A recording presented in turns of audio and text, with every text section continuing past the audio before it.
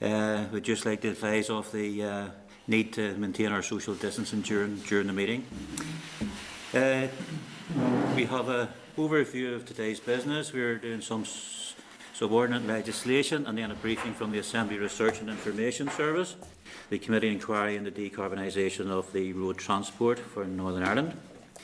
Also advise members, due to witnesses and some members joining the meeting remotely, it would be helpful if members use the hand up icon to register that they wish to ask questions on any agenda item. Also, if members could mute their mic when they are not speaking, that would also allow everyone to hear the evidence and follow the meeting. We need to be clear of this room for 12 noon, so if we can bear that in mind moving forward through the meeting as well. Clerk, apologies for the meeting at this stage. Sorry? Sorry, bring in cattle there.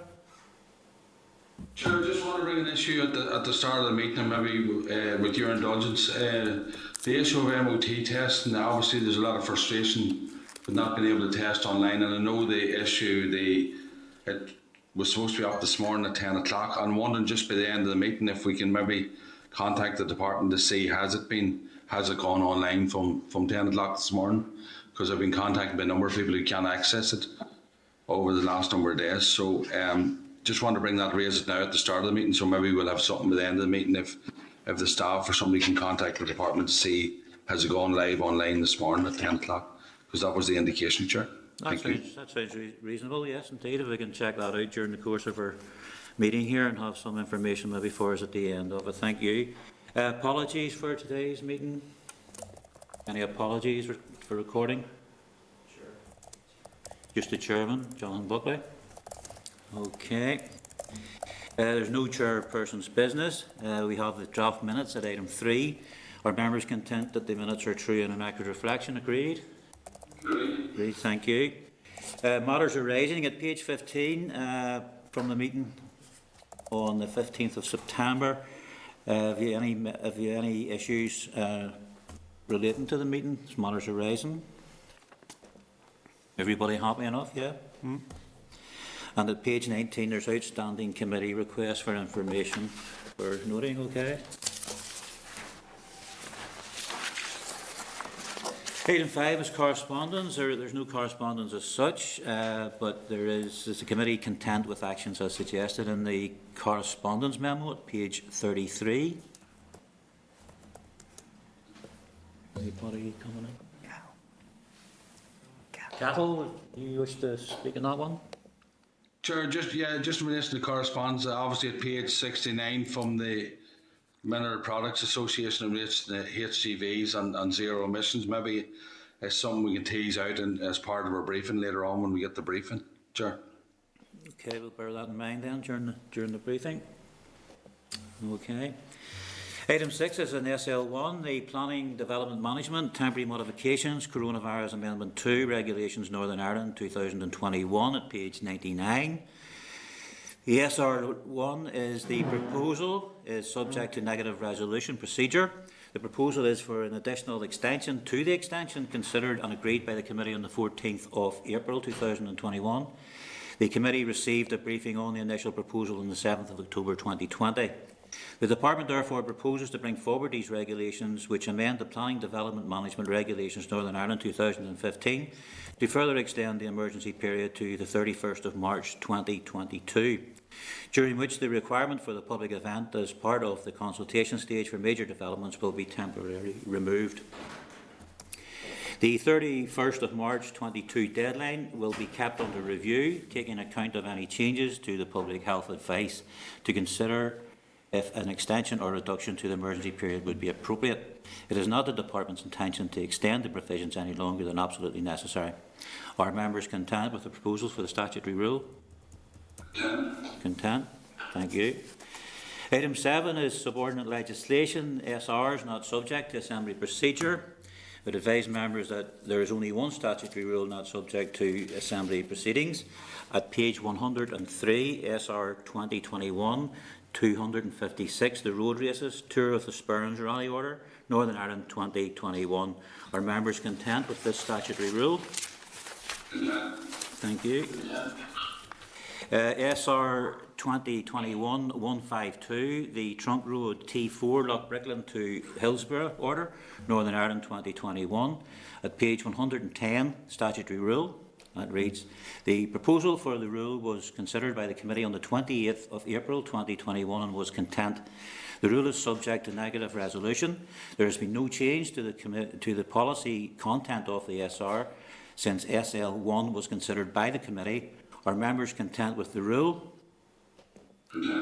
Thank you. Therefore, I'll read the following motion. That the Committee for Infrastructure has considered SR 2021-152, the Trunk Road T4 Loch Brickland to Hillsborough Order, Northern Ireland 2021, and subject to the Examiner of Statutory Rules, has no objection to the rule. Agreed? That brings us through to our substantive business of the briefing from the Assembly Research and Information Service, Decarbonisation Transport in Northern Ireland.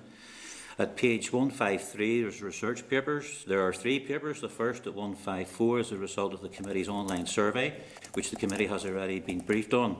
At page 188, it is a comparative paper on electric vehicle policy across Europe.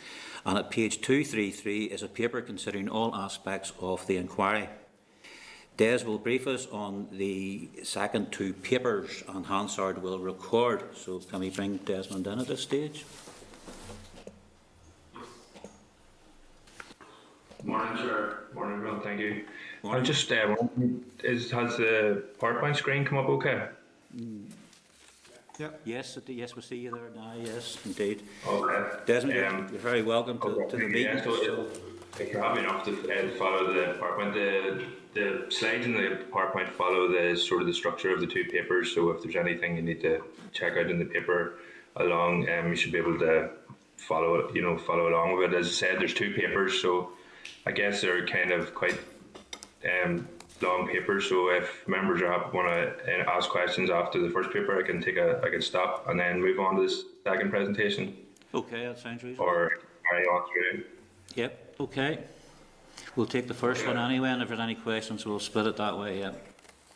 Okay, no problem. Well, it's just an overview of the first presentation. Then this paper. Look, it was a comparison of EV markets in Europe and the policies that have been used to sort of increase the EV share within the total fleet. So I'll look at the markets in the UK and in Europe and Northern Ireland and compare these.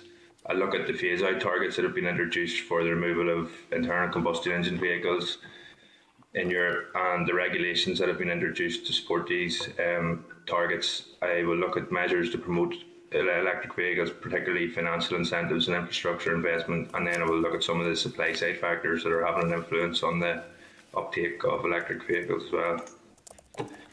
I suppose at the end of 2020 there were around 10 million electric cars on the road, and about a third of these were actually sold in 2020, so the market has really started to ramp up really over the last couple of years, faster than ever before. The pandemic saw an overall reduction in car sales by 16%, although the electric car market in this time actually increased by 41%, which was interesting. And in 2020, Europe became the largest EV market ahead of China for the first time. So by the end of 2020, 1% of all the passenger cars on European roads were electric, and the majority of these are concentrated in Germany, Norway, the UK, France and the Netherlands, who have a 70% share of the total EV fleet. Norway is the most advanced EV market in Europe, with 16% of the total passenger car fleet being either battery electric vehicle or hybrid at the end of 2020. And Norway actually have the highest growth rate as well, with 52% of all new car registrations fully battery electric vehicles at the end of 2020, and another 20% were hybrids.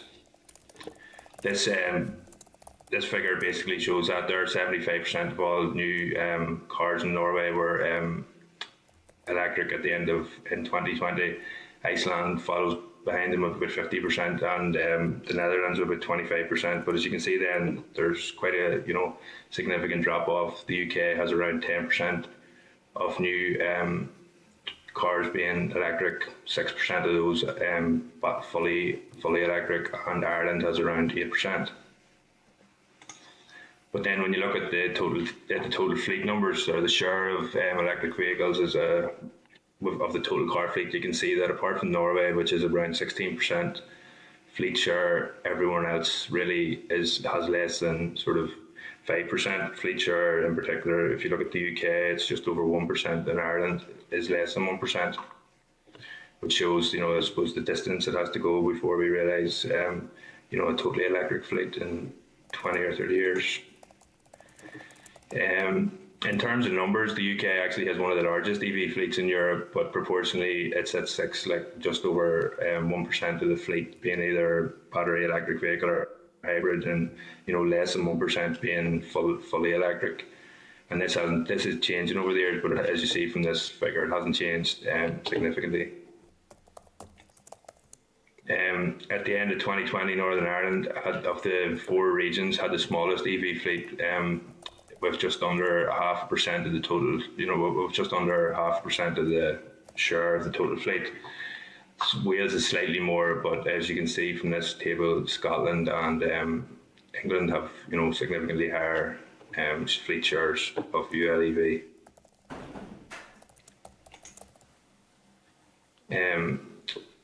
2020 saw the biggest ever number of ULEVs sold in the UK. It was a 125% increase on 2019 and a almost 200% increase in 2018.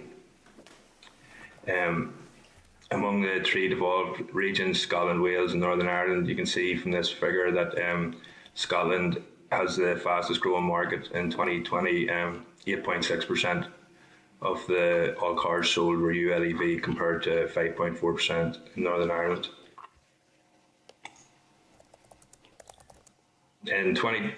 Just like with the rest of the UK and I suppose the rest of the world, Northern Ireland's recorded its highest ever number of sales of ULEV in 2020, with almost 2,000 new cars sold, and this was a 134% increase on the previous year. And even now in the first quarter of 2021, the number of EV has gone up by 16%. So there are positive signs, but still ULEV still account for less than 0.5% of the total fleet. Unsurprisingly, I suppose you can see from this map, Belfast has the highest number of ULEV. Belfast is the highest number of ULEV, and Fermanagh and Omagh have the smallest number. Interestingly, if you look at that wee table to the side of the map, you can see Causeway Coast has the highest. Causeway Close and Glens has the highest ULEV share of the total fleet, and Belfast is second in that. There are a number of council areas where the share is below 0.5%, or the regional average. Just looking at sales of ULEV in the used car market, because I'll touch on the importance, I suppose, of the used car market further on in the presentation. But used cars usually account for around 3/4 of the annual car sales in the UK, and similarly to the new car market, whereas ordinary car sales or internal combustion engine sales fell, alternative fuel vehicles increased by 5.2%, bringing the overall market share to 2.1%. It's just say that alternative fuel vehicles brings in a whole range of different kinds of vehicles, but so off that there, I think the sale of the share of BEV or battery electric vehicle was around 0.3%, so it remains quite low. Just a consideration of the importance of the second-hand market, I suppose, is that in 2018 they estimated that the average life of a car was approximately 14 years, and a light commercial vehicles were around 13 years. So you can think about an ordinary petrol or diesel car sold in 2029 will still be on the road in 2024 or 2044 and possibly beyond. With new developments in technology and car maintenance and such. So many governments around the world have identified the phasing out of internal combustion engines as a key policy in reaching their decarbonisation goals, and many of them have introduced phase-out targets for internal combustion, the sale of new petrol and diesel cars. Basically, as we know, the UK has a target for 2035. Norway is has the earliest phase out target, but they're well on their way to reaching their goal already. I suppose Ireland, as you can see, is 2030. The Netherlands is 2030. Spain and France are both 2040. As you can see, look around the world and you can see in this map, you can see that there aren't too many other phase-out targets. There are some states within the United States considering them at the minute. California has introduced a target for 2035 and Canada has introduced a target for 2040.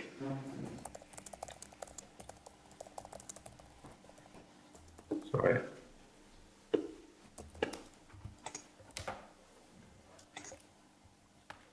Okay, so within Europe, then CO2 emissions for new cars and vans are regulated by EU law, or within the UK, sorry, CO2 emissions for new vans and cars are regulated by EU law until 2020. But following the transition period, vehicles registered in GB became subject to domestic legislation. This legislation follows basically the same framework as the European regulation. It was just adopted into local law. But I suppose the targets within the previous European regulations wouldn't really allow the UK to reach its zero emission targets by 2035. So it has developed proposals for new regulations, and these are out for consultation at the minute.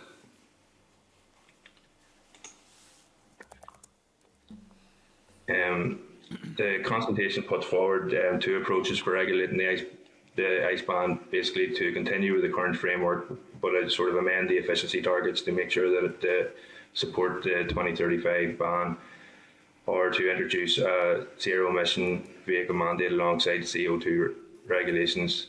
Within the Green Paper, the government has indicated that it would sort of prefer to go with a combination of the two better targets, but also introduce the zero emission vehicle mandate. This would basically require all car manufacturers to sell an increasing proportion of zero emission vehicles over the next decade, reaching 100% by 2030. There are a few advantages to this approach are listed. It said the government believe it will be revenue neutral.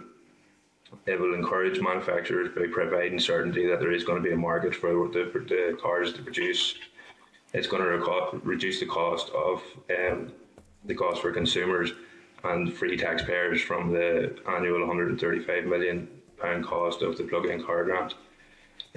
Basically, the government believes that by stimulating the market and encouraging more sales, this will bring down the price of electric vehicles, and they will no longer have to provide that subsidy, which I think they're only committed to providing up to 2022 at the minute, or the end of 2023. Apologies. Going to move on now and look at measures to encourage EVs. I suppose financial incentives have been the most widely used measure since the electric vehicles come onto the market. This has really been to address the price disparity between electric vehicles and traditional petrol and diesel cars. The approaches that are used really reflect the tax structure within countries. For example, countries like Netherlands, Norway, and Denmark have very high taxation on cars, and they incentivise EV purchases through providing taxation benefits, whereas countries like the UK, France, and Germany have lowered overall taxation and focus on providing attractive subsidies to encourage people to transition.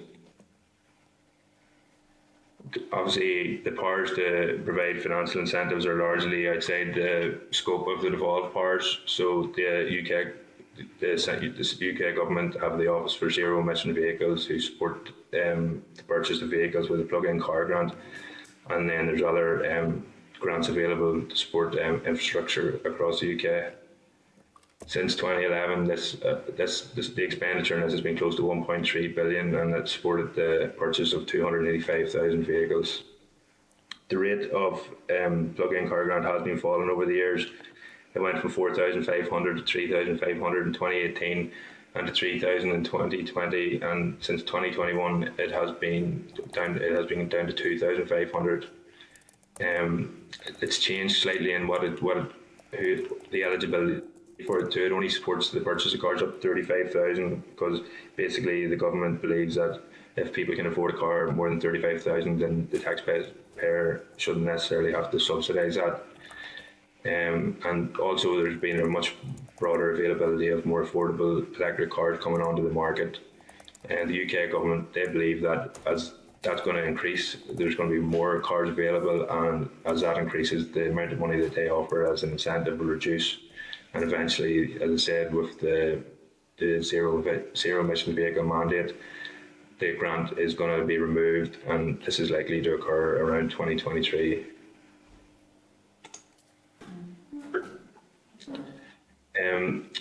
Look, as I mentioned, they used cars previously, and the House of Commons Transport Select Committee had an inquiry sort of that ran almost parallel with the committee's own inquiry on electric vehicles. And one of the key recommendations, or one of the key findings from that inquiry, was that the importance of the electric car market, or the used car market, in supporting the transition to electric vehicles. They say a healthy used electric vehicle market is critical to ensuring that electric vehicles are not the sole preserver of people who can afford new models. They basically have called on the UK government to intervene and provide grants to help to support the purchase of second-hand vehicles. The government position on this is currently that any incentives they give to the new car market for people to buy new cars will support, I suppose, a greater supply within the second-hand car market, and that will bring down prices. Sort of market forces will bring down prices, but the committee felt that this wasn't the case, and that that even second-hand used or EVs were outside the scope for most families in the UK. There are examples of incentives for second-hand purchases in other jurisdictions that have really only been introduced quite recently, I suppose. The Netherlands offer a €2,000 grant, and that was introduced in 2020. France offers a €1,000 grant. And Germany offers a €5,000 grant for fully electric cars, and 3,750 for hybrids. In Scotland, they also have a low carbon transport loan, which is basically an interest-free loan, which has been used to support the purchase of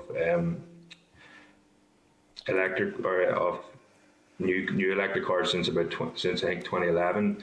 But they extended that scheme to support the purchase of used hybrid or used battery electric vehicles up to the value of £20,000 just in 2020 there.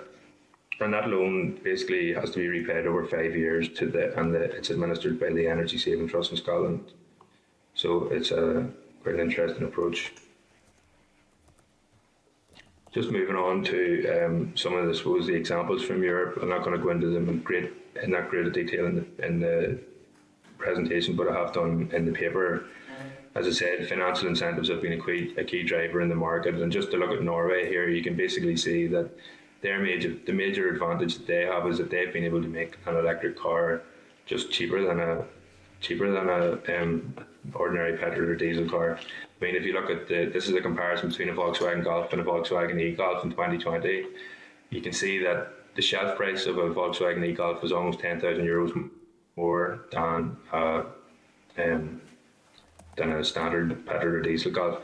But then when you add on their CO2 tax, which is their import tax, and the VAT, then it brings it up, and the other sort of more smaller taxes, then it brings it up to be actually being more expensive, whereas the cars are exempt from all these taxes. And that's been the major driver of the transition in Norway. But in addition to the import tax and the VAT tax being removed, there's a number of other local incentives. Norway basically makes it very expensive to drive, and particularly to drive petrol and diesel cars. There's a lot of toll roads, bridges, tunnels, and things like that, all of which have a cost. So Norway basically, in order to incentivise the transition, removed the cost from all of those infrastructures, and also allowed electric vehicles to use bus lanes and things like that. Now, I must say, as the market share for EV has increased, then some of these benefits have been rolled back slightly. For example, in bus lanes, there was issues around congestion in bus lanes because there were so many people using electric cars in the bus lanes. they have now limited that local authorities can choose whether or not to have that in place, but where it is in place, it's very often, it only allows cars where there's one or more passengers in the car as well, I suppose, to cut down on the number of single occupancy journeys and reduce the congestion a bit. And also then, I suppose, the local authorities now have the power to introduce charges for car parking and for toll roads, etc., and ferries, but it's only up to 50% of the total price. So, there are still a lot of benefits in Norway for transitioning to EV, which I suppose are difficult to replicate elsewhere. Although, just given the unique sort of environment in which Norway is.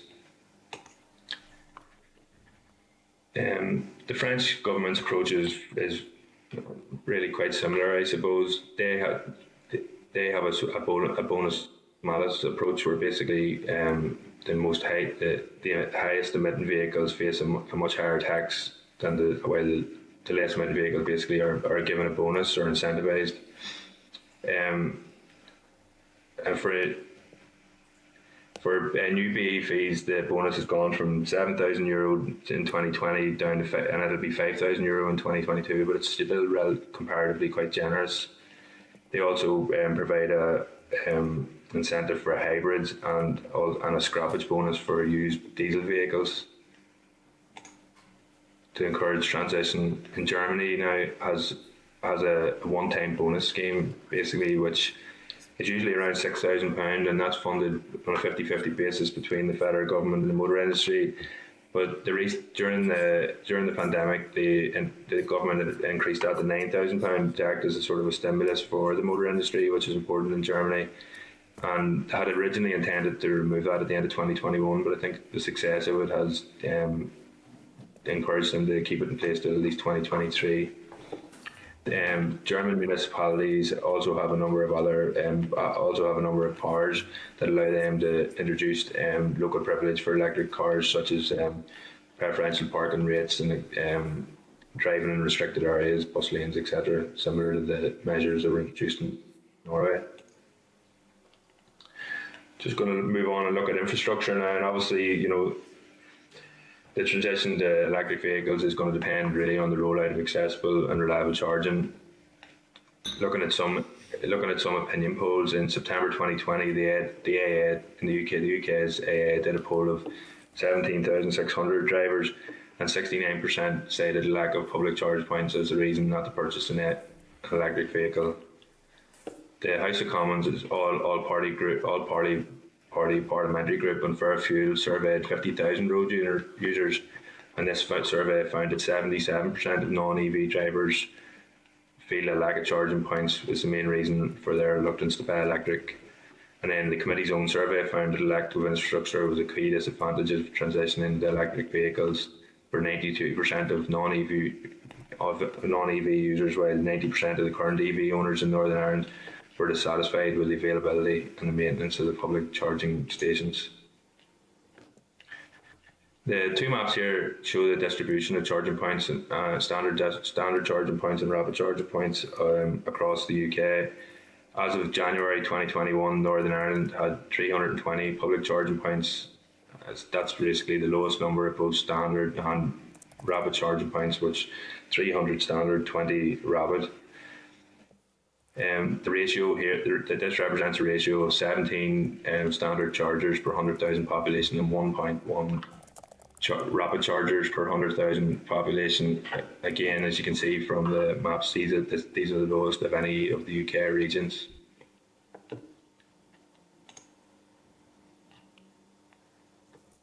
These are maps. These are just looking at the distribution of the chargers by local government district.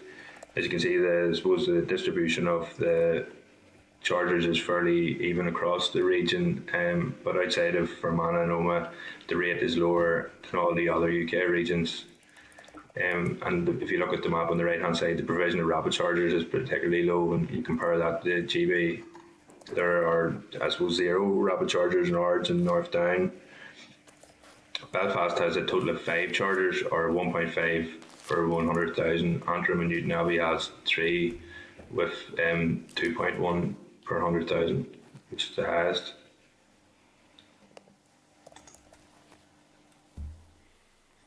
That's just a table, I suppose, for anybody that's interested, breaking down, I suppose, the total number of rapid charging total devices and giving the ratio per 100,000.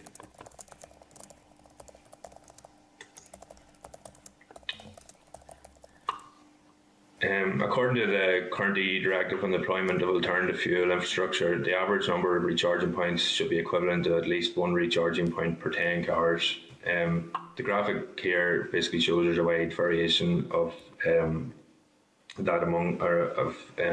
charging points per car around Europe. Iceland has the lowest ratio with, I suppose, 39 cars per charging point, and Norway with 24. But to put that in context, Iceland and Norway also have the highest number of, I suppose, the two most advanced EV markets in Europe, with that really high number of electric cars on the road, and Norway has the fifth highest number of total chargers in the EU as well. But they also have some unique characteristics, I suppose, where a lot of people in Norway live in detached properties and charge their cars at home. I think they are continuing to invest in their infrastructure, but it's definitely not something that people within Norway point out as being any kind of an issue, really. Whereas if you look at the likes of Ireland and Northern Ireland with 19 and 18 cars per charger respectively, you have to consider that this is with a very low number of EVs on the road, so this needs to be addressed. I suppose you can see the most chargers are in the Netherlands, but this really reflects the conditions in the Netherlands, where most of the population live in urban areas with no off-street car parking, and basically municipalities in the Netherlands will provide public recharging points on the request of any electric car owner, and so that basically explains the high number of charging points in the Netherlands. Moving on now to look at some of the supply side factors. I suppose the recent increase in registration strongly correlates with the introduction of new models, improved range, and more affordable option. I mean, just as much as the incentives are obviously well received and very popular, it's very noticeable that the number of EV sales has accelerated very quickly in the last 3 years, just as the number of new models and better models, I guess, has come out. The biggest increase in the number of models was in Europe, which more than doubled, and the average driving range is steadily increasing, as you can see from the graphic on the right hand side. The average driving range is approaching 400 kilometers now, and with almost 400 models available as well. At the end of 2018, the BMW introduced the i3, and the Renault Zoe was greatly improved. And this 2018 also saw the launch of the Tesla Model 3, which is already the most popular EV in the UK, and it's the most affordable Tesla. And there's also been a whole influx of new sort of battery SUV models, which make it, I suppose, the transition more attractive for families and people who are going to have to carry a few passengers and stuff, rather than the smaller models that were previously on the market. Other supply side factors are the change from manufacturers. They've already begun to respond to the government's plans to phase out internal combustion engines. For example, Volkswagen has said that 2026 will be the last time it launches a new ICE vehicle, and that by 2029 it will have 75 fully electric vehicles and 60 hybrids on the market. And in the paper, there's a table in the paper that goes through a whole range of the manufacturers who all have similar targets in place. I suppose one of the critical issues in supporting the mass transition will be the price of an electric vehicle compared to a standard petrol or diesel car. But the industry research indicates that the price parity will sort of occur around 2025, 27. This report expects about 4.3 million plug-in vehicles to be sold in Europe in 2025, representing about 28% of total car sales that year, which obviously is a significant jump from where we are right now. But that report says that price parity enough and these market measures aren't enough to encourage the full transition, and it's still important for governments to obviously tighten the emission rules, which the UK government has plans to do at the minute. Invest in infrastructure and continue with financial incentives that will help to achieve customer buy-in. So that's the end of that presentation, and I'm happy to take questions on. Okay, Desmond, thanks very much for that. We have a few in here at the minute, but from my own point of view, just bits and pieces that I've looked at myself, and there's a number of areas of concern raised in some of those papers that I've had a look at. I'll just point out two of them, and maybe you wish to comment on that: the reliability of the vehicles, and then the depreciation, which seems to be a cause of concern as well. Have you any additional comments you wish to make on those two issues? The reliability, the reliability isn't something that I've looked at in the past, but I have, just in my general reading around the subject, I have read that in terms of just being maintained and getting service and stuff like that, there are basically, I suppose, there are a lot less moving parts, or a lot less things that can go wrong with an electric vehicle, and it makes the upkeep and the maintenance of them comparatively cheaper to traditional vehicles. I suppose one of the major issue is charging on the go, and whether or not there's going to be the ability for people when they're out and about to access a charger in a timely way, and to make sure that they don't run out of fuel or run out of charge. But I suppose that's almost a separate issue. And sorry, Chair, what was just the other? The depreciation of the vehicle seems to be quite rapid. Yeah, I think the depreciation of the is based on I suppose the life cycle of the battery. The battery is the most expensive thing within the car. I think if you look at some of the more expensive, top of the range models like the Teslas, they hold their value very well, whereas some of the older models really lose their value due to the battery. But I think really battery technology is evolving rapidly, and it's improving all the time. So there have been some tests now to suggest that the degradation of the battery, how much power the battery loses over periods, is extended all the time. I think that's obviously going to have a big impact on depreciation. But I think also, as more people enter the second-hand market, that will stimulate the market, and I suppose maybe whenever more people are buying the electric cars, they'll be able to charge more the cars will hold their value slightly better, But it isn't something that I've looked at in a great deal of detail. But I'd be happy to prepare something for you if that helps. Well, as I said, it's one of the 3 or 4 issues that I caught, certainly, looking at some papers. Des has another presentation to make, but questions on this particular one at the minute. Mr. Beggs, Roy? Yeah, thank you very much for the report. I find it very, very useful. It's interesting to understand what's happening elsewhere and just how far we are behind.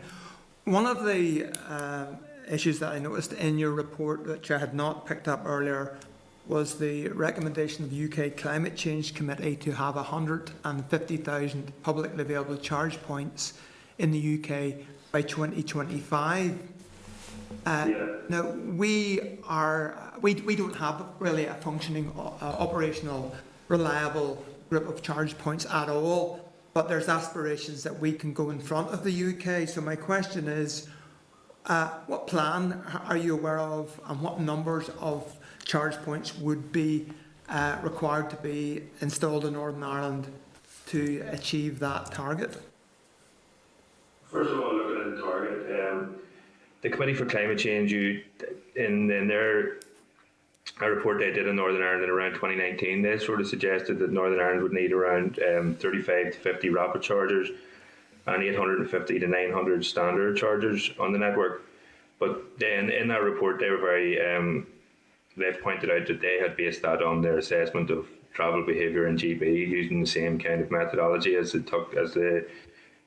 they used to predict, to estimate the number of chargers required in the UK. They did say that, a more a better assessment should take place of the local needs, thinking about how people travel, where people travel to access the main services and work and stuff like that there, to get a better idea of the road network and the geography, I suppose, to inform that decision.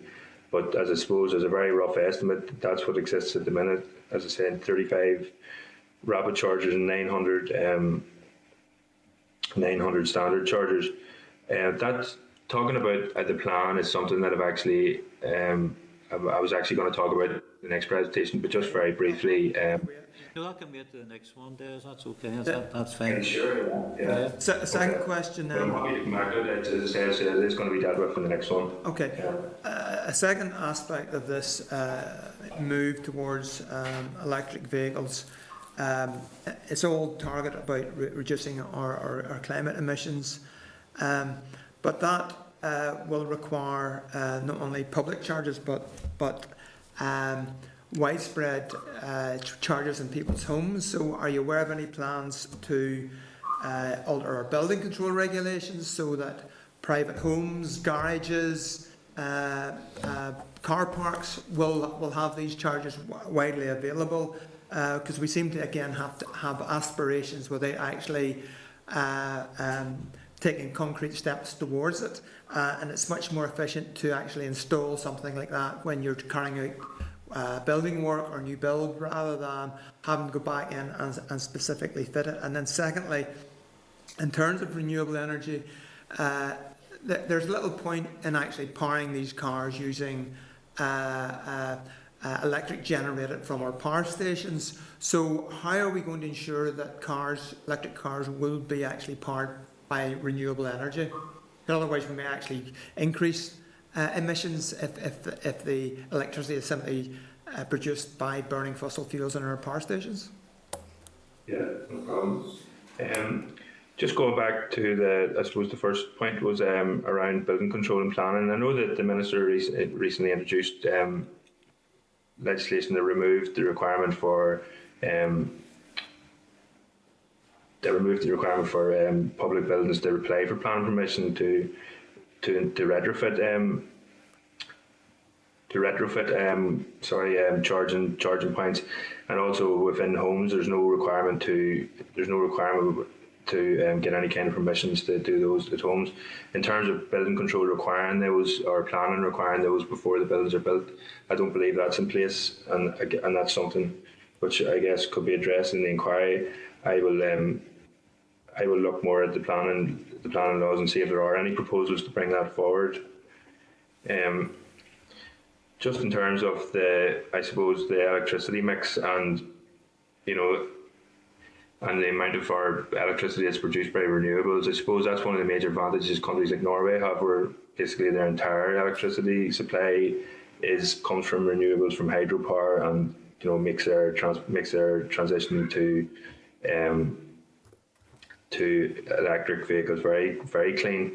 The one thing I would say is that the energy strategy for Northern Ireland is being consulted on at the minute, and that the issue of enhancing our supply of renewable energy is discussed in that paper, and plans are going to be brought forward where hopefully Northern Ireland will our energy supply mix will be adjusted so that we can achieve our commitments around net zero by 2050. So I think while obviously at the minute we're not at that point, it will be addressed and will be brought forward in the future. Okay, thank you. Okay, thank you. Mr. Muir, Mr. Boylan and Ms. Kimmins to come. Just a reminder that there is a second presentation on the decarbonisation of Northern Ireland road transport. This one is on electric vehicle policy across Europe, so if we can stick to the actual issues and then tidy up at the end. Mr. Muir. Thank you, Deputy Chair, and thanks, Des, for the presentation. First of all, the presentation was really useful, so I don't know whether you can probably share those slides with us, but maps you done and everything else were fantastic. Some of the questions, as Davey has said, are probably for the next presentation. So it's about charging policy in Northern Ireland and stuff like that. But I'm just going to pick up on some of the stuff that Roy mentioned in relation to charging at homes. So some of us are lucky enough to have a driveway. Other people are living in terraced houses in town and city centres. And just, you probably not have the answer to this, but I will ask it. Is there any examples from Europe in terms of this charging, in terms of at homes or on street for residential, in terms of good practice? Because what you've delivered in relation to the examples around Norway, I think is really, really good. It's really good evidence to help build a case for change. And the second part of my question is really in relation to Norway.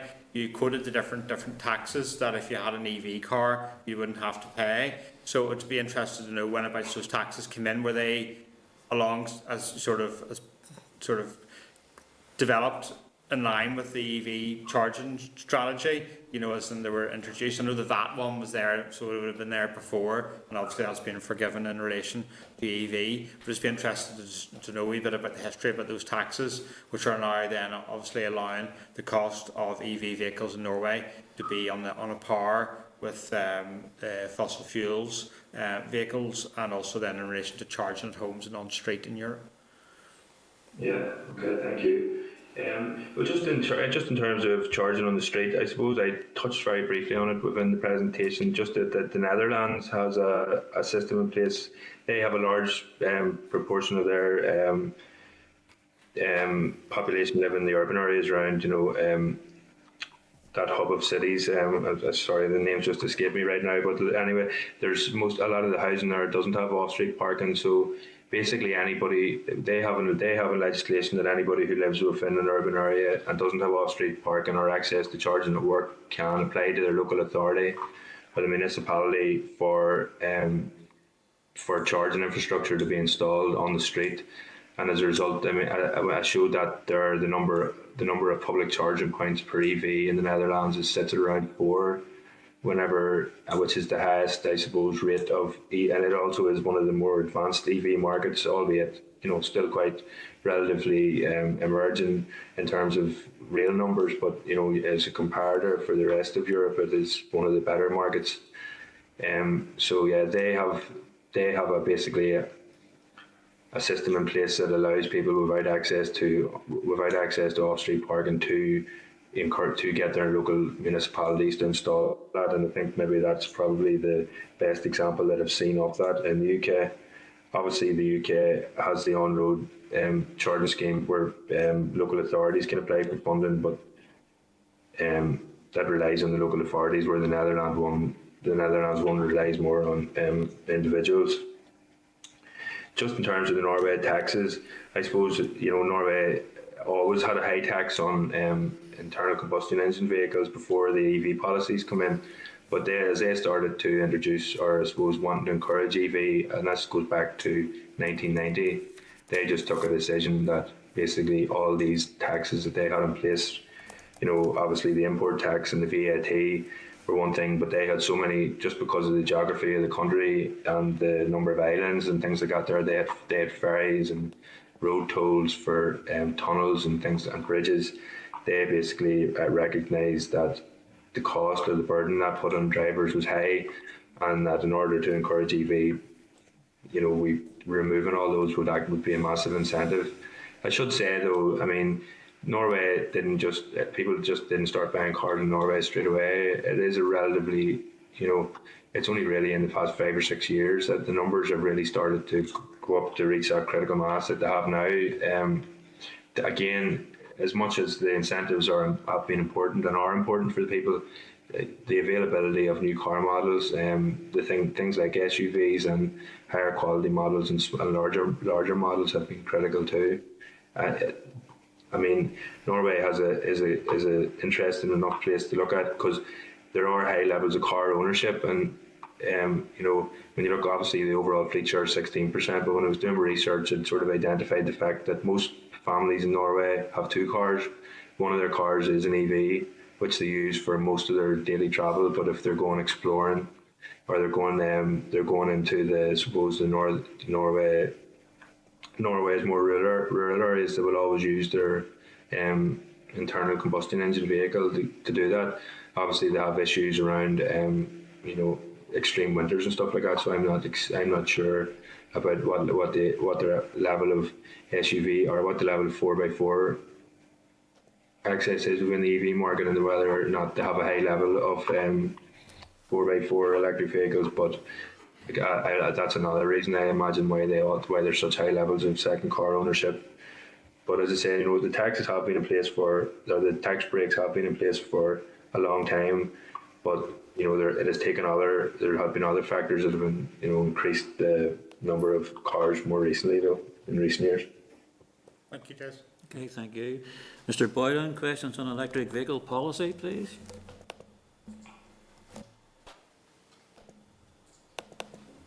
Okay, Chair, thank you very much. And Des, you're welcome back, and thanks very much for your presentation. Just three points. Des, just in relation to the zero emission vehicles mandate, which the British government are looking at, could you expand a wee bit on that? And we received a correspondence from the Mineral Products Association in terms of HGVs. I mean, clearly they're looking at,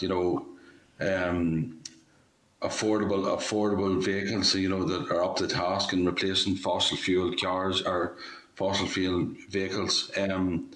Is that something we can use, that mandate use, to prepare the HGV sector for that, or is there something in relation to that mandate that we could bring forward? Yeah, okay. And I suppose the ZEV mandate is basically where the government, obviously having the cut-off date of 2030 is one thing, but the government realises that in order to get us through a significant transition to ZEV in the meantime, that people need to start buying EVs now, and they don't want people to wait until 2030 or 2035, because that obviously has the issue then where there's going to be so many petrol and diesel cars still on the road in 2050. So it really impacts their ability to reach net zero by 2050. It's basically going to introduce an increase in requirement for manufacturers to sell a certain amount of a share of the total car sales every year as ZEVs. So the regulations are just being, as I said, just being consulted on, but sort of saying like as a sort of a stepping model where 20%, 30%, 40%, right the way up until 2030 have to be electric vehicles, and obviously then manufacturers will have to introduce their own sort of market measures to be able to ensure that they reach those targets by reducing the price of cars, which is ultimately what the aim of the policy is, to bring down the overall cost for consumers and bring more people into the market. I think the House of Commons Transport Select Committee in their analysis has sort of supported the ideas, thinking and suggested it's really the only way forward in terms of bringing down the cost and realising, I suppose, the 2035 ambition.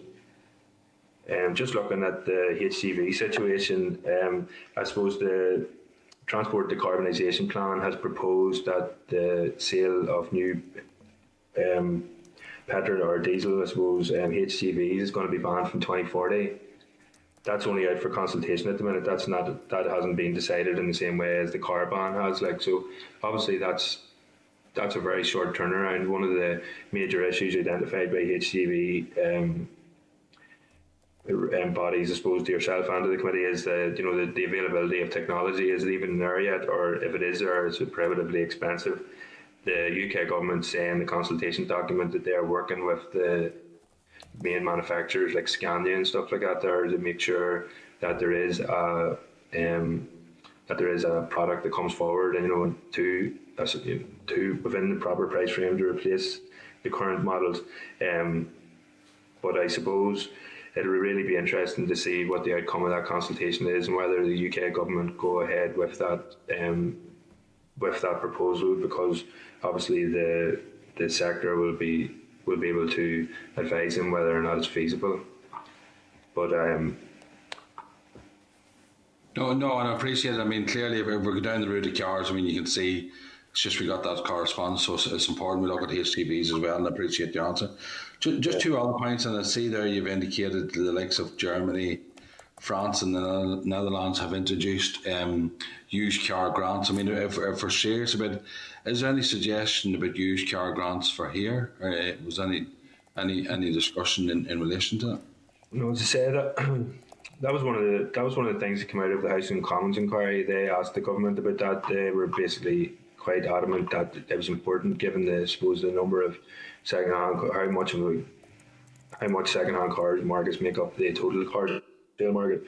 The minister was in and spoke to that committee, and she basically said that the government's position was that it was doing enough by stimulating the new car market and getting more people to buy new cars. And as the more people bought new cars, the more used cars would come onto the market, you know, as people change or upgrade to their newer car.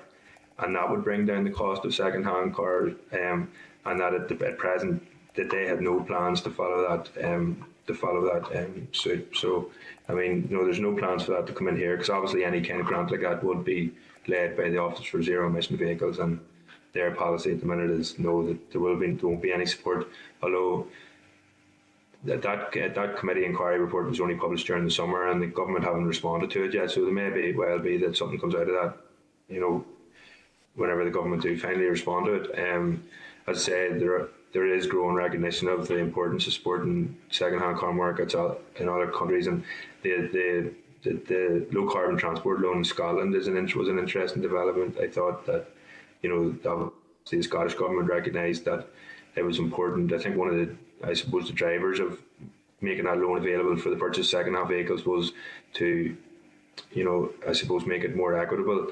That, you know, even many people can't afford to buy a new car, so if there's a loan there to support people on lower incomes, or with you know, people who can't afford to buy a new car, basically to access the EV market, they might want to access it for various reasons, and can. So. No, I appreciate the answer. I mean, clearly, if you know, for to reach the targets, I know you have a different presentation coming up now shortly, but I mean, if we're serious of tackling it, I mean, other members have mentioned the EV points and everything else, but I mean, certainly a grant towards it would certainly encourage people, incentivise people to. Just a final point, I think you mentioned the issue of the Welsh strategy in terms of electric vehicle charging. Yeah. 2020. I mean, could that be replicated here, or can we learn from it, or could you like to expand a wee bit on that, please? Yeah, I suppose the Welsh government as seen with some of the statistics, there in a similar situation to Northern Ireland in terms of uptake and in terms of infrastructure. It's all it's at a low level, and it needs to be greatly improved. I suppose they took the initiative in 2018 and went ahead and produced that strategy. Basically, all the strategy is a really detailed assessment of what the current infrastructure is, and, you know, it's modelled up then to what their targets are for increasing modal share or increasing the amount of EVs on the market, and they've done an assessment of what infrastructure is going to be needed over the next sort of 5 to 10 years, and they've actioned that. That very much can be replicated here. It's one of the issues that I'm going to look at for it in the next paper, is basically that there are plans to develop an infrastructure strategy for Northern Ireland. That was sort of a finding or a recommendation that came out of the energy strategy consultation. There's a proposal to produce that there, and I suppose the Committee for Climate Change touched on that point too. You need to have an assessment of the transport needs, of the need specific for Northern Ireland. They give a really sort of high level estimate of the number of charging points that were needed, but they said, you know, you have to take into consideration local geography, local roads, local travel patterns and things like that there, and have a really targeted strategy. So yes, that's what they've done in Wales, and I think it can and should be replicated here. Thank you. Okay, thanks now. Liz Kimmins. Thanks, Chairman, and thanks, Liz, for the presentation so far. Mine's just a short question. It's just in relation to the low carbon transport loan that I see Scotland had in place for 10 years, and then last year it was extended to cover the used battery electric vehicles up to the value of 20,000. Okay. So it was just to see, Des, is there any information on how successful the uptake of this loan had been? And has it been replicated anywhere else that you know of it? And do we have any idea what cost it was for those governments? Yeah. So the uptake was, I think, relatively slow at the start, but I suppose the information that I looked at was basically that, you know, over the last 2 to 3 years, the uptake has really increased, and I think the expenditure was £11 million in 2020 before the loan was introduced. Again, the uptake in the loan has coincided again with those market changes, where the introduction of all these new models have been coming on the market. You know, longer range, lower prices. They've made it that I think that those have definitely been, you know, major factors in the increase in uptake and the increase in sales in recent years, as much as any incentives have been. There's no figures available yet for the, I suppose, the uptake in particular of the low carbon transport loan on for the second-hand market. I have written to a colleague in the Scottish Parliament to ask him for some more information, and that was one of the questions that I asked. And he has got back to me and said that he's going to look into it for me, but I haven't got that information yet. But if you're happy enough that as soon as I get that information, then I can forward it on, or even, you know, included in the report as well. Yeah, no, that would be very useful. And just, I mean, if Scotland, I suppose, because they have a similar setup as us, if they initiated the scheme, is it something that we could do here in the north as well, do you think? Or Do you know, that was actually one of the questions that I asked, was where was the main funding source? I know the scheme's being administered by the Energy Saving Trust in Scotland, but where the funding, it just comes out of obviously Scottish government expenditure. I think that there would be an issue that would need to discuss with the department, that the committee would probably need to discuss with the department, because I haven't been able to clarify whether or not that could be, you know, just replicated here. yeah, no, that's grand. We could maybe write to the Department for Information. That's great. Thanks very much, Liz. Thank you, Chair. Thank you. No problem. Yes, that'll take us into your second paper, please. Okay. Thank you, sir.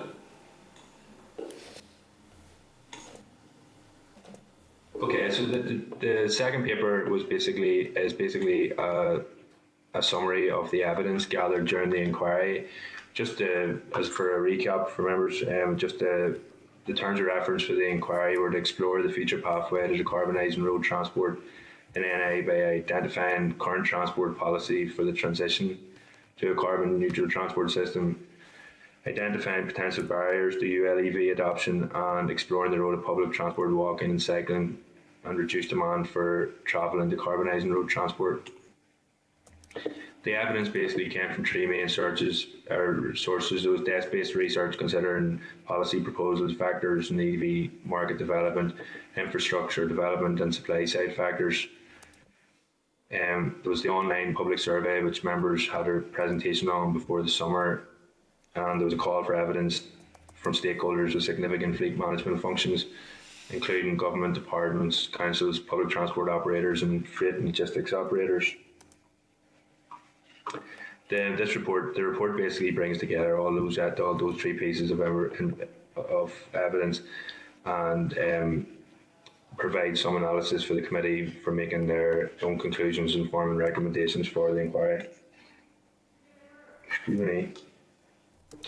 Just very briefly, a bit of a background. Obviously, transport is the second largest sector in terms of emissions in Northern Ireland, behind agriculture. Most of the sectors have basically shown a decreasing trend over the last 20 years, whereas transport emissions have increased by 21.5%. So I suppose that really just sets out the challenge. Clearly, Northern Ireland is a very car dependent society. You know, driving or journeys by car generally account for around 75% of all journeys, and really have done over the last 20 years with very little change. Walking accounts for around 18% of journeys, public transport 5%, and cycling 1%. Again, there's been very little change in that on those figures over the last 20 years, despite, I suppose, various policies and measures and interventions to achieve modal shift, which is really not delivered. There's been a lot of criticism over modal shift policy in the past, primarily based on around the lack of investment and innovation that has been shown. there's always been a disparity in the expenditure in public transport and active travel when compared to roads.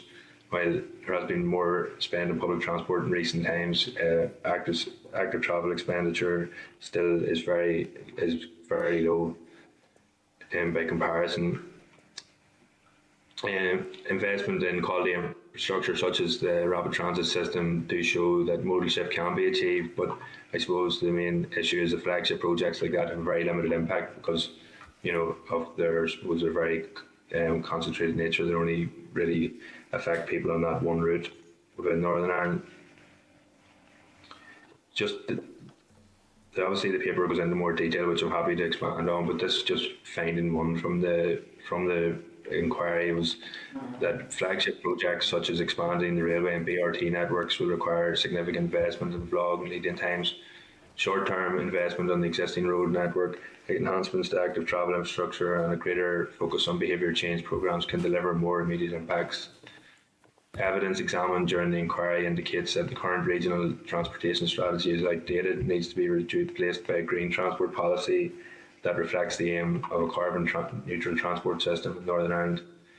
And this strategy should clearly map out how modal shift to public transport and active travel can contribute to this goal. The Department for Transport Decarbonisation Plan was published in the summer. I suppose that's been published since the last time the committee would have received any briefings or anything on this issue. The number one strategic priority within that transport decarbonisation plan is that public transport and active travel will be the natural first choice for all daily activities. The transport decarbonisation plan sets out how to do this basically by providing high quality road design, dedicated routes and networks to make people feel safe and more confident to walk and cycle, and also a cohesive, integrated and affordable net zero public transport network. I suppose any future transport decarbonisation plan from Northern Ireland is going to be heavily influenced by both that transport decarbonisation plan and the outcome of the forthcoming energy strategy for Northern Ireland, which is being led by the Department for the Economy. The strategy is going to address a number of the strategic energy issues in response to the net zero policy. The consultation ran from April to June this year, and it's due for publication in November 2021. DFA was, as you, I suppose, probably remember from the briefing that the officials gave before the summer, they were heavily involved in looking at the role of transport in achieving net zero. And they've said that, a forthcoming transport decarbonisation strategy will be based around a hierarchy of travel which focuses on both first reducing travel, then promoting active travel and public transport, and finally, switching to low emission and zero emission vehicles to replace ICE cars where driving is, essential. The working group used evidence from a massive call for evidence that took place and developed a number of specific Northern Ireland specific policy proposals. The policy proposals are to develop a transport decarbonisation strategy for Northern Ireland, to develop a charging infrastructure plan, which we discussed previously, to run an EV communication campaign, to run demonstrator projects for alternative vehicle fuels.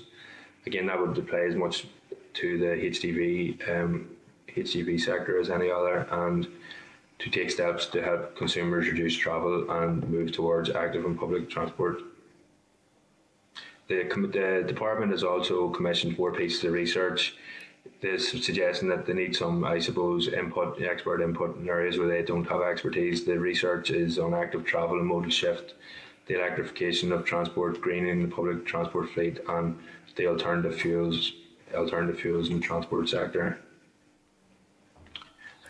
I suppose that evidence supports the formation of this second finding, which is that while there's a great deal of evidence being gathered in regards to bringing forward a transport decarbonisation plan and associated plans such as an infrastructure plan, finalisation of these could take some time, particularly given the amount of engagement required of stakeholders. I was just wanting to recommend that the committee may want to seek assurances on what the timeline is for these policies and plans to be in place. In its evidence to the committee, departmental officials suggested a lack of expertise in certain key areas. So the committee may wish to ask whether the department has the resources in place to deliver these plans when they are put in place. And consideration may want to be given to whether a new branch dedicated to transport decarbonisation and built around experienced personnel could be set up to deliver these proposed measures. I addressed the issues around EV uptake and used cars in the previous presentation, so I didn't really want to repeat that. So I'll just move on to Fine Tree, and if anybody needs any clarification or anything, please jump in. The House of Commons Transport Select Committee has highlighted the important role of a healthy used electric vehicle market, but having widening access to EV. There's also growing recognition of this fact in some of the more advanced EV markets in Europe, whether through providing grants or loans to support market entry. The committee may wish to consider the value of work being undertaken to explore the potential support measures to be introduced in Northern Ireland. I suppose that there is really just recognition of the fact, it's a bit vague, but recognition of the fact that I don't know everything about that low carbon transport loan in Scotland, or and so whenever we find out more information, I suppose we can make a more concrete recommendation. Obviously, as part of the inquiry, the committee undertook the survey, which has already been considered, but within the survey there was a general consensus that within the survey and the written submission, there was a general consensus that the public charging infrastructure in Northern Ireland is inadequate for current demands and is only a fraction of what is required moving forward if there's going to be significant EV uptake in the coming years. 92% of the respondents to the survey identified a lack of charging stations as the main barrier to ULEV adoption. 90% of current EV owners were dissatisfied with the availability and maintenance of charging stations. And in evidence to the committee as part of the inquiry, the Electric Vehicle Association stated that the size and condition of the public charging network is the single overriding issue facing EV drivers here.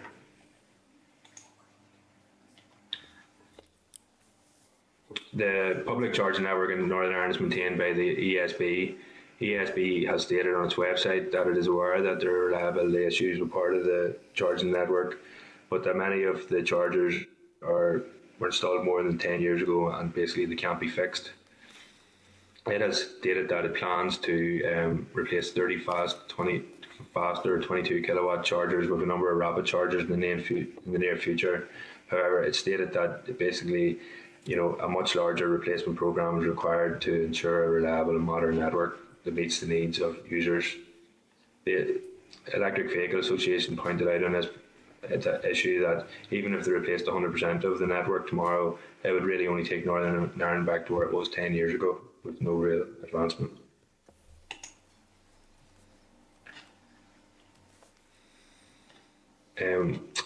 So, obviously looking back at the research analysis shows the importance of a comprehensive network has in stimulating EV adoption. It's a prerequisite really in all of the regions where all of the regions where there's been high levels of adoption early on, and the committee survey reflects that, with respondents identifying it as a major concern. So while it is acknowledged that the DFA has commissioned research that will define what charging infrastructure is needed in NI, including where it should be located and what type of charging points should be used, the committee inquiry has highlighted while there is also a proposal for an EV infrastructure in the energy strategy consultation, the committee inquiry has highlighted the importance of engagement with EV owners to inform this research. It would seem that the outcome from this research and the consultation would need to be processed in a timely fashion and brought forward, addressing the condition of the current network and the extent of the required expansion up to 2030. This will be critical both to ensure the operational network for existing EV adopters and to allay doubts held by prospective new users. The Northern Ireland Electricity Networks, or NIE, suggests the most significant barrier to rolling out public electric vehicle and public infrastructure here is funding. They basically say it's too early in the life cycle of the electric vehicles for commercial investment in charging infrastructure. Basically, there aren't enough electric vehicles to make it, profitable for private sector investment.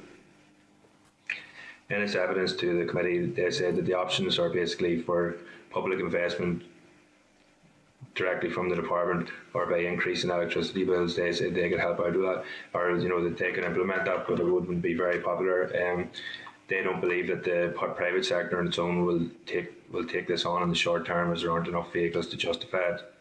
Again, evidence from the more advanced markets such as Norway and the Netherlands, even GB, confirms as EV uptake increases, as there's a critical mass of EV drivers, then more private sector operators will enter the charging market. And then there will be less government support required. However, in all the cases of an advanced market, there has been early, government intervention to basically put in place the necessary infrastructure to support that early transition or early move.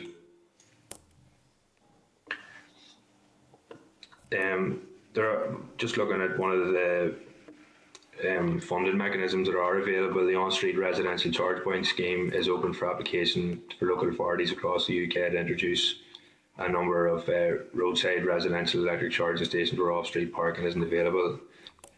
Since this scheme started in 2017-18, there has been no successful applications from local authorities in Northern Ireland. I suppose, looking at the evidence that was submitted to the committee, 3 of the councils responded, pointing out that there is no statutory duty for councils to intervene in this area, suggesting that they don't have the necessary expertise. One of the respondents commented it would seem more appropriate that applications for funding and rollout of such on-street charging infrastructure is taken forward by the DFA. I just looked at the issue, and I suppose that this scheme is open to local authorities makes sense in GB, as local authorities in GB are also local highway authorities, so they have I guess ownership of the road network, the on-street car parking, footpaths, street lighting, and all the other street furniture, where retrofitting electric charging infrastructure would be easy. So you can see where the councils are coming from that perspective. The DFA in response has stated that it is supporting councils to access that money rather than putting extra money in from the department, although there was no sense of that from any of the responses given by the council. There was a general sense that they weren't engaged with this scheme, and really they wondered why that they were given that responsibility when it isn't something that they would normally deal with. I suppose this brought up finding 5. While obviously the principle of maximising drawdown from OZEV funding schemes is sound, it's clear there's a failure to do this over the years, and confusion over what public body should lead, and on the issue and questions around knowledge experience within local authorities. It may be that the DFA would be best placed to access the funding rather than responsibility being passed to council officials with little or no experience in this area. It is important to note that the window for drawing down funds from the ORC is limited.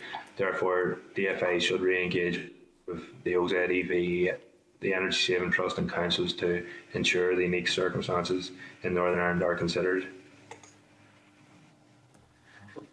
Again, evidence from the advanced EV market shows that early public investment in infrastructure is necessary to stimulate EV uptake.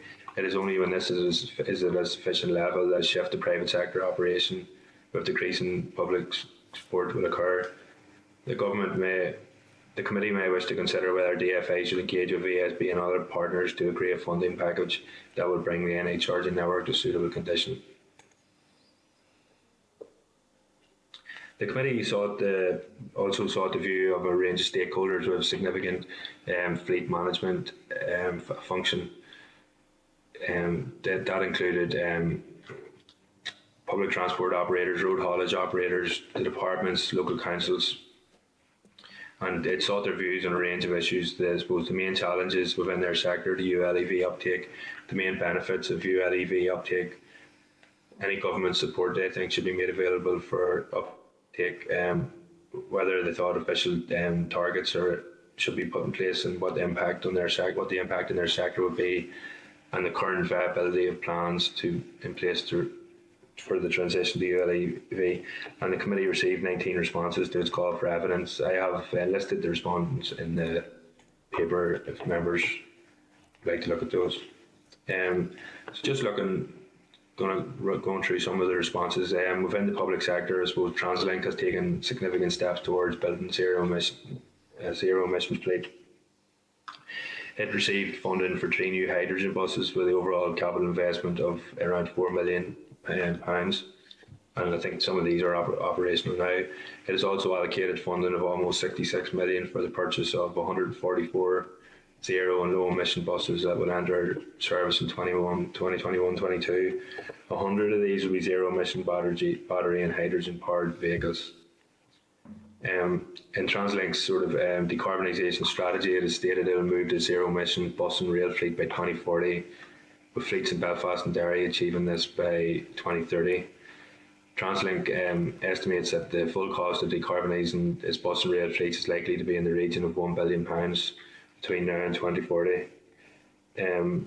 Some of the other bodies involved, the Northern Ireland Prison Service has replaced over 80% of its road-going fleet, and over 92% of its fleet now is either Euro diesel, Euro 6 diesel, or hybrid or fully electric. Other departments that responded were have been slower to transition, but there are some, I suppose, examples of limited adoption and pilots that are either underway or planned for the future. For example, the Environment Agency purchased 2 fully electric vehicles, and these are used by staff travelling between country park sites across Northern Ireland. The Department of Education has a fleet replacement strategy in place, which includes sourcing 2 ULEV in 2025, and it's going to trial these against diesel vehicles. NA Water have also recently introduced a number of electric vehicles into their fleet, and they are keen to explore the possibilities of hydrogen in the future. I suppose looking at the barriers to uptake, they're really the same as the barrier for individuals looking to make the transition to electric vehicles. As fleet managers face the exact same issue. Cost is obviously one of the main barriers. TransLink pointed out that an electric bus is 1.8 times the capital cost of a diesel alternative, while a hydrogen fuel cell bus is approximately 2.4 times the price of a diesel bus. They also pointed out that there's significant outlay required to install charging and infrastructure for the fleets. The fuel is comparatively expensive, and there is cost associated with retraining staff and how to maintain the new technologies. A number of councils also addressed the issue of cost for vehicles in their fleet. For example, a fully electric 26-ton refuse collection vehicle costs around 500,000 compared to 170,000 for a diesel equivalent.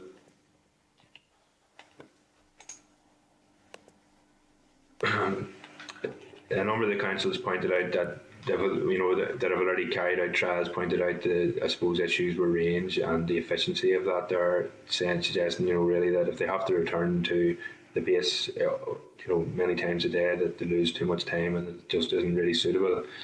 The Department of Justice noted that when the prison service, they have had a significant sort of fleet replacement in recent times, and have, where possible, moved to electric vehicles or hybrid vehicles, but they pointed out the limitations of the type of vehicles that are available. They suggested for example, they looked at changing the custodial vehicles to electric, but the best available model can only go 80 miles, so it really didn't provide enough range to enable them to provide secure transfers to local courts. The taxi sector also responded to the consultation through Phonacab. Again, the challenges identified by Phonacab were not unique in terms of they were the same faced by fleet managers and by individuals. The lack of suitable working charging infrastructure, the high cost of vehicles, the range anxiety of available models. I suppose unique to to the sector is the availability of suitable models with cabin space, etc., to enable them to operate. Phonecab have said they are continuing to look at EV as on an ongoing basis, and they do provide hybrid vehicles to drivers where requested, and they also sell them in their other retail businesses as well. The road haulage association and Logistics UK were also responded to the consultation. The main challenges for the HGV fleet is technology. They say that there's significant uncertainty over which technologies will be the most commercially viable to deliver zero-emission HGVs, with different views around the potential of hydrogen fuel cell, battery electric and electric road systems. Logistics UK pointed out that to be widely adopted, all new technologies must be able to deliver a commercial business case, which may need to be initially facilitated by government support. As I said previously in the presentation, the UK government transport decarbonisation plan has introduced I suppose, an indicative target for banning the sale of petrol or diesel vehicles and diesel HGVs. So it'd probably be the case that they will bring forward some incentives for that in the future. And they are working with the manufacturing sector to ensure that there are models available. But that'll have to be, I guess, something that'll be looked at in the future. And that just moves on to 5 and 6. I suppose the views have been expressed by stakeholders throughout this inquiry that the public sector must take the lead and commit to decarbonising their own fleet. As a result, the committee may wish to recommend that a commitment should be made that, where possible and practical, zero-emission vehicles are the first choice for public sector bodies. And that's the end of the presentation. And so thank you, and I'm happy to take any questions on that. Okay, Des, thank you. Quite a substantial presentation there. I do remind members that we have a deadline of midday to be out of the room, so if we can move along. Sorry, Roy. TransLink seem to be making a fist of it in relation to trying to move forward as far as the emissions go. But with such a low uptake of the public transport system, is that something that the inquiry should really be pushing towards, is the greater uptake of public transport? Yes, sure. Thank you. I think definitely. I think if you look at the transport decarbonisation plan in the UK, which the department was going to probably largely base any future plans on, that has identified public transport and walking and cycling as the main sort of drive, as the main factor in achieving decarbonisation. And the energy strategy has also recommended the hierarchical approach where public transport and active travel are also above driving. So I think that should be the key focus of any plans or recommendations for transport decarbonisation moving forward. I suppose the issue is that there's been a long-term issue with achieving modal shift in Northern Ireland, as I touched on briefly in the presentation. There just has never been a sizable shift to anywhere. To that, there have been really good examples. Obviously, the BRT system has, greatly enhanced modal shift in that network. The number of people using that service compared to what used the previous bus services has gone up significantly, and there have been schemes in the past where the rail network and service levels and new rolling stock have seen massive increases in passenger numbers along those routes. But really, I suppose the key issue is that what public transport needs is a sustained level of investment that will be able to deliver those kind of flagship projects on a more widespread basis around Northern Ireland. And I think then, if that is achieved, then you will see, a greater shift towards modal shift. But I suppose, obviously there are other issues now, where, things like working from home, I guess, like I am now, and more walking and cycling will also be an important factor in that too. Okay, thank you. Bring in Liz Kimmins. Thanks, Chair, and thanks, Des, again for a very comprehensive briefing on that. And I suppose it's probably one of the biggest issues that we get in terms of the state of the charging network in the north. And it's definitely one of the biggest disadvantages for buying an EV. And I suppose in addition to cost. I mean, you'd said in the briefing that the department could have maybe been best placed to access the funding that was being delivered through the councils. So it sounds really like an opportunity might have been missed. I mean, do you think that more consideration could have been given to the North's governmental structures regarding this scheme in terms of trying to encourage drawdown on that? Yeah, definitely. I think I got a sense of that. As I said, some of the council respondents point to the fact we don't have any statutory responsibility for this. As I pointed out in the presentation, in the UK, local authorities are also local transport authorities, so they own the street furniture, the street lights, the road.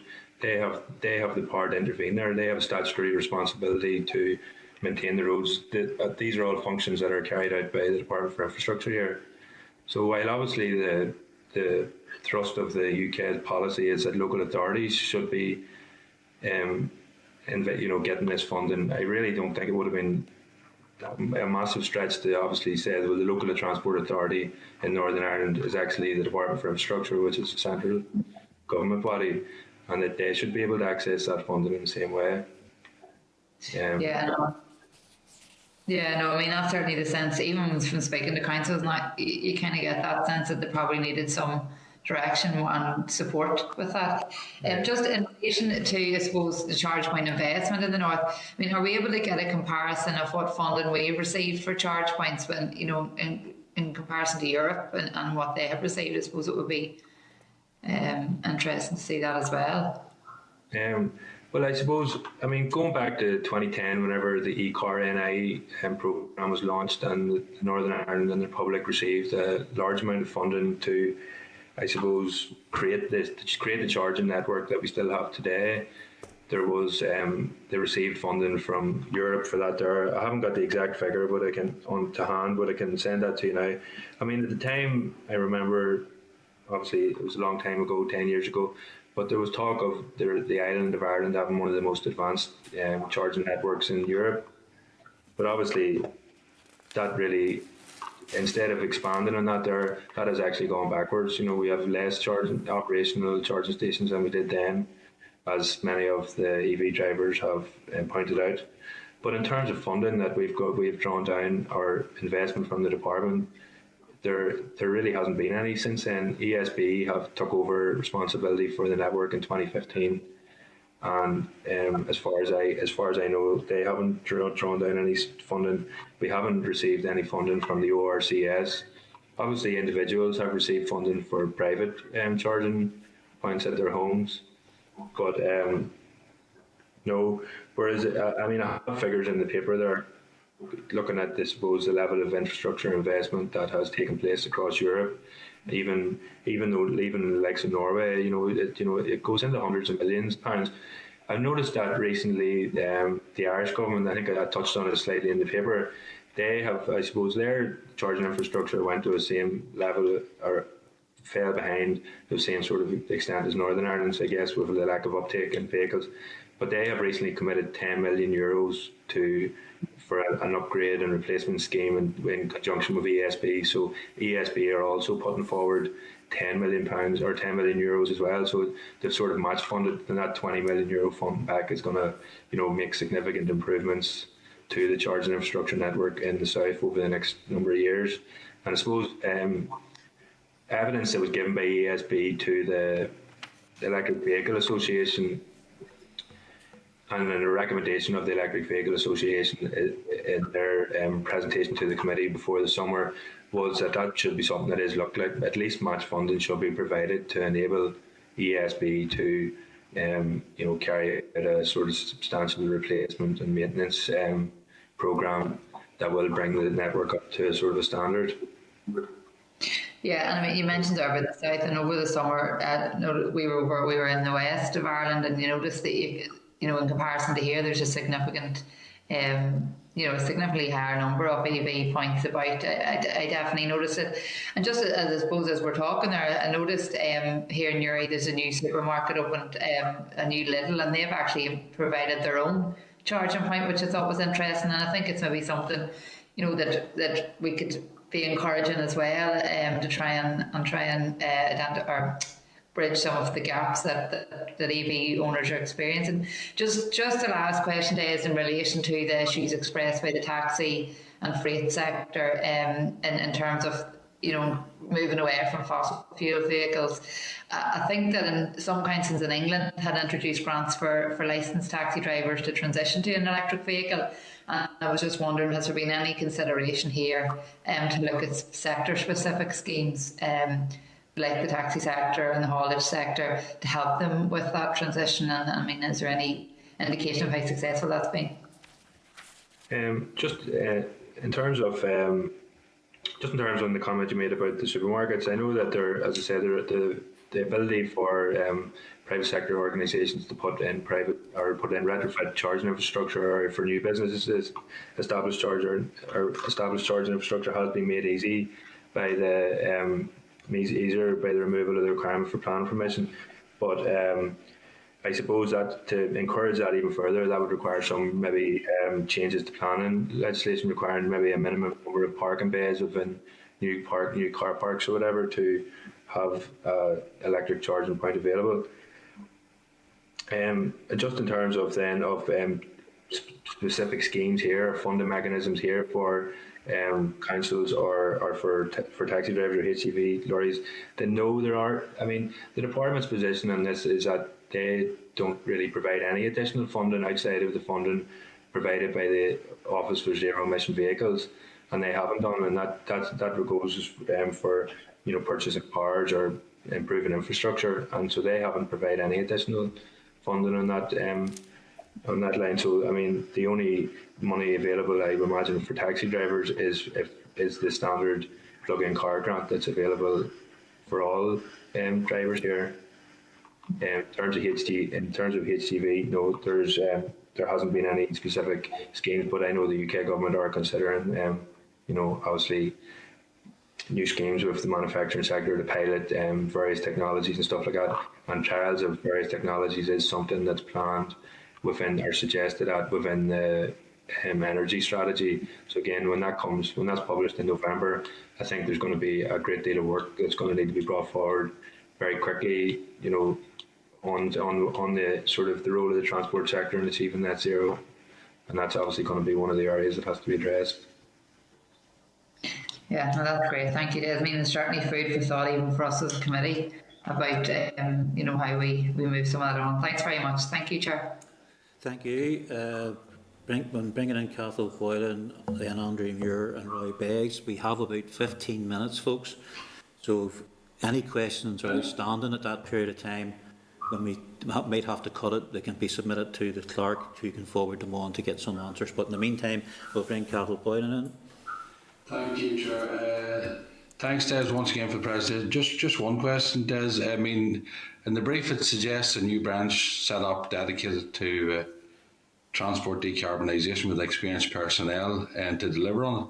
I'm just wondering, is there any other branches or similar set up across any other jurisdictions, and would you see this as, or what would be the implications for the department if they didn't have the expertise to address these issues, or to challenge or to deliver on these issues? Thank you. Yeah, well, within the UK, obviously they have the Office for Zero Emission Vehicles, which is supposed to take the main lead party, and then within every local authority in the UK, the larger local authorities anyway, the unitary authorities and the passenger transport groups that are in some of the larger cities, they all have sort of dedicated teams for decarbonisation and develop their own plans. So there is a great deal of expertise in transport planning and infrastructure development within those bodies. I think if you go back to looking in terms of the implications for Northern Ireland, if you look back to the implementation of the regional transportation strategy between 2002 and 2012, an audit office report that was published in 2015 was not critical of the department, but highlighted the fact that the department didn't have the expertise in a number of the areas to implement that plan properly, and as a result, obviously, none of the targets in terms of modal shift or anything were achieved. I think it needed, the audit office was of the opinion that it needed sort of a specific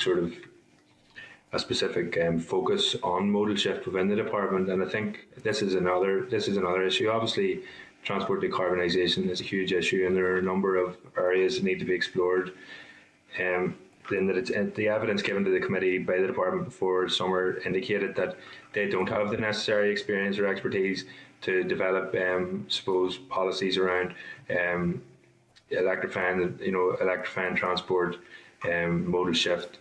And so really the chances are the major risk to Northern Ireland is that if they aren't given the necessary resources and the people put in place to deliver those plans, that whenever they are published, that they may just, fail to deliver on what's actually needed.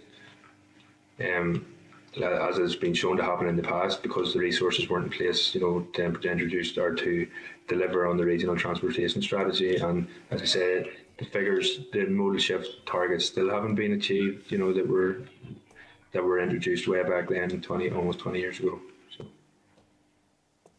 So what we're saying, obviously we need this here. We're going to fall further behind if we don't establish the branch, to deal with. Yeah. It's just a suggestion, really, that obviously it's not necessarily a branch. It's just that there needs to be a recognition of the important role that transport is going to play in achieving net zero. And the department, it's not a criticism in any way of the department. It's just a recognition that the department needs to be given the resources to enable to implement that. Transport is arguably one of the most critical factors in delivering this.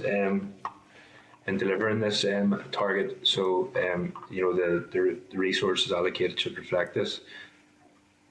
No, and there's no appreciation. That's why I'm just trying to tease it out, because it's something for us as a committee to look at and ask the department the questions. And if the department come with suggestions as to how they want to move it forward, that's 100%. It's not a criticism. It's clearly recognised within research. So, thank you very much for your time and for your answers. Thank you. No problem. Thank you, Andrew. Thank you very much, Deputy Chair, and I'll be brief because I know this is last orders before we finish at 12. Thank you, Des, for your presentation. I think the proof of the evidence in your presentation is that if you build it, they will come. If you provide good quality infrastructure, people will use it. You've really touched upon the issue in terms of expertise within the department. I think my frustration is it falls between a number of departments, so no one really takes a grasp and leads on this. This is also the expertise issues came up within the PAC, around capacity and capability in the civil service, also in relation to the Department of Economy around energy, so that's no surprise. But the one thing is that the main frustration that comes from electric vehicle owners in Northern Ireland, and they do have a great user group now set up, is that the system for charging infrastructure in Northern Ireland was, top class when it was installed, but it is no longer the case. And a key issue around that is that the ESB infrastructure doesn't have charging associated with that. So the Minister came back recently in response to an Assembly question and said, I've encouraged ESB to introduce charging as soon as possible. And really, from the question to yourself is, are you aware anywhere else in the world that we have a completely free of charge charging infrastructure, and what the benefit would be in terms of introducing commercial charging and a commercial network within Northern Ireland to address the issues?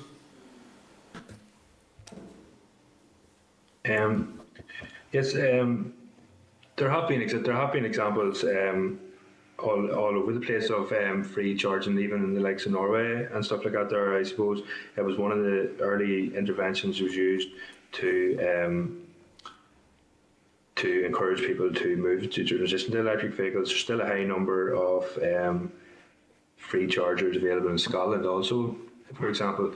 But I suppose the key issue is that to encourage the private sector to take the lead and to come in and start developing the infrastructure. There needs to be a market for them and for them to do that there. So the major advantage is clearly creating the conditions where they can where they can make a substantial investment and be profitable in doing so. Within Scotland, as I said, there is a mix. There obviously is the there is a range of free chargers available in local authority areas, but there's also on this, most of the strategic network, road network is all private sector, owned, and then there's also private sector charging network or infrastructure at many public buildings and stuff like that there. So there's a mixed approach. And as I say, Scotland's one of the fastest growing EV markets in the UK. So there is, it's not. I don't think there's any evidence from Europe that by charging for it, it puts anybody off. I know that the ESB have said that even if they wanted to implement the charging or introduce charging, which is something that they do want to do, that it isn't even possible with the current machine. So they actually need to replace most of the machines before that is even possible. But I think there are a number of other advantages to introducing charging, like it increases, I suppose, driver responsibility. Where if a driver is being charged, if a driver isn't being charged, they can just park its car there, plug it in, and leave for the day and not come back. Whereas if there's a charge there, obviously the driver would be quite keen to get back and end the charging time, or the charge, so that it isn't overcharged or anything. It doesn't cost too much. I suppose I think that can be more closely monitored whenever that's in place. I suppose ultimately it creates, by charging for the service, you're really, it's just really fair, and it creates the market conditions which the private sector can take over from the public sector in terms of investment. So I suppose that's the major advantage. Thank you, Des. Okay, thank you, Andrew. Roy?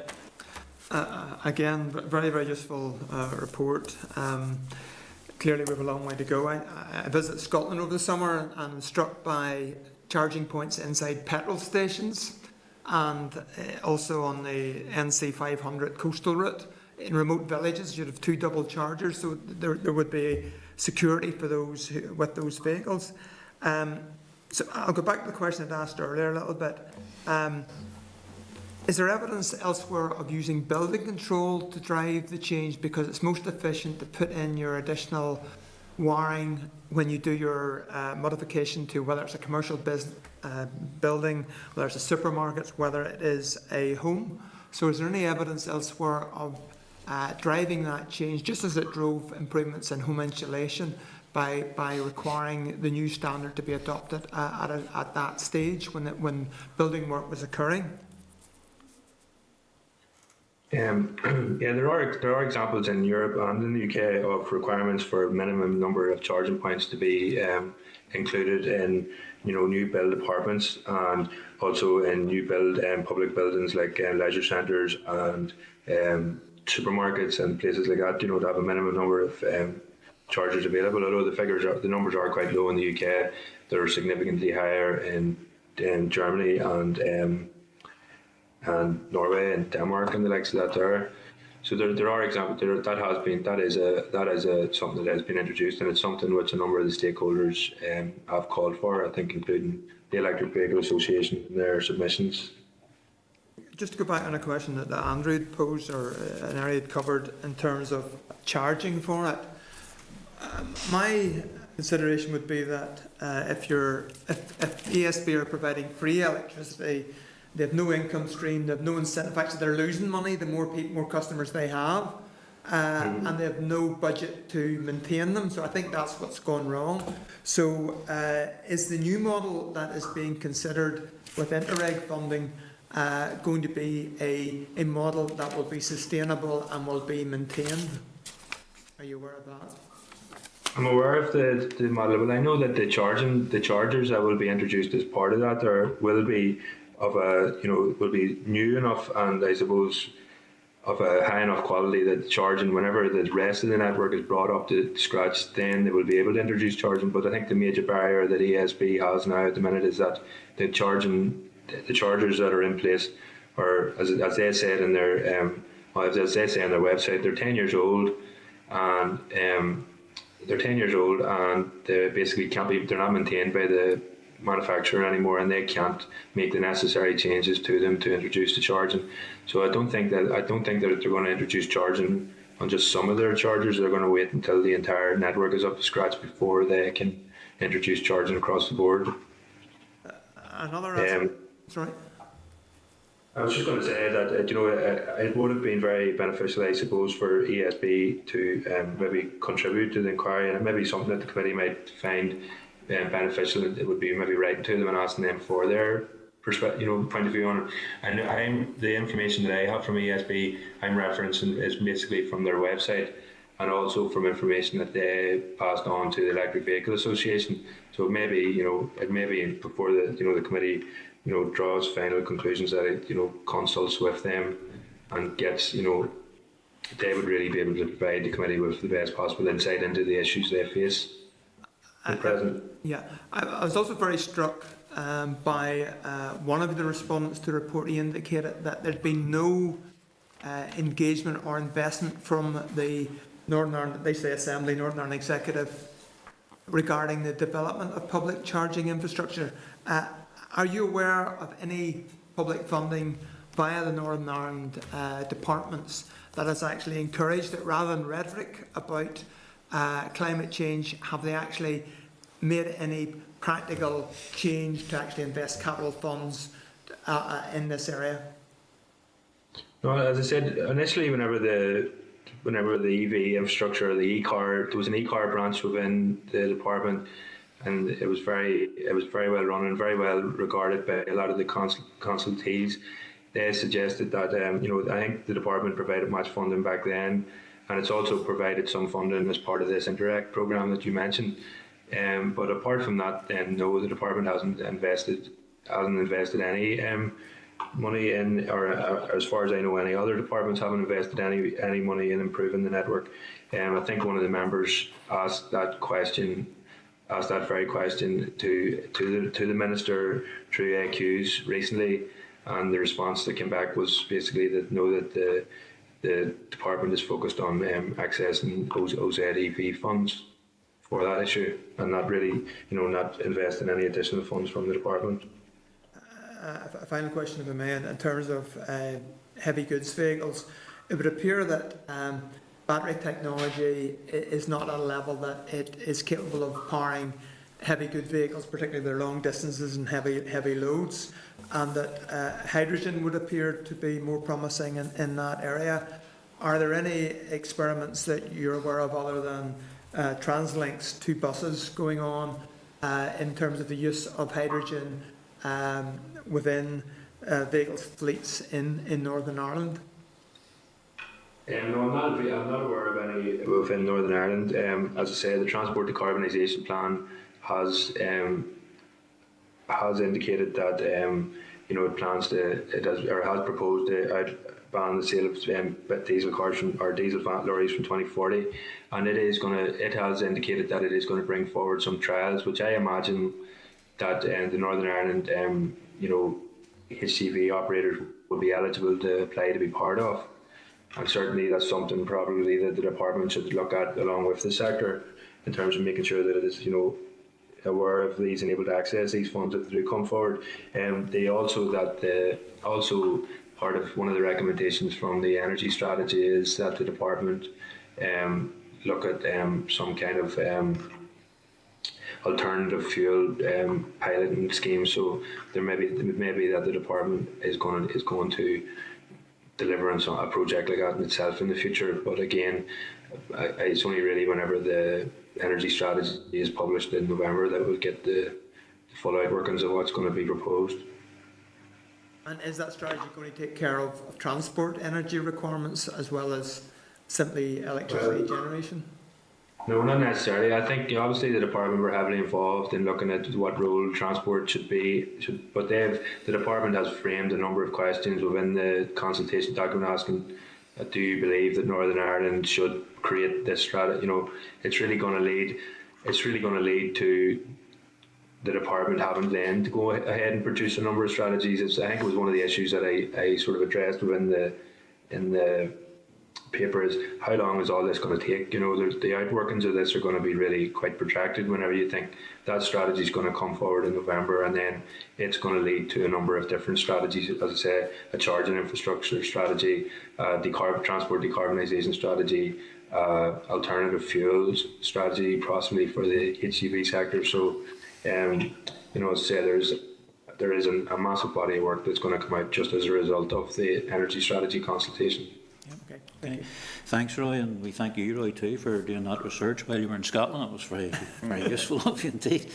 Desmond, thank you for your attendance this morning, the presentation and taking questions. Thanks very much for your input. Thank you. Thank you, Chair. Thank you.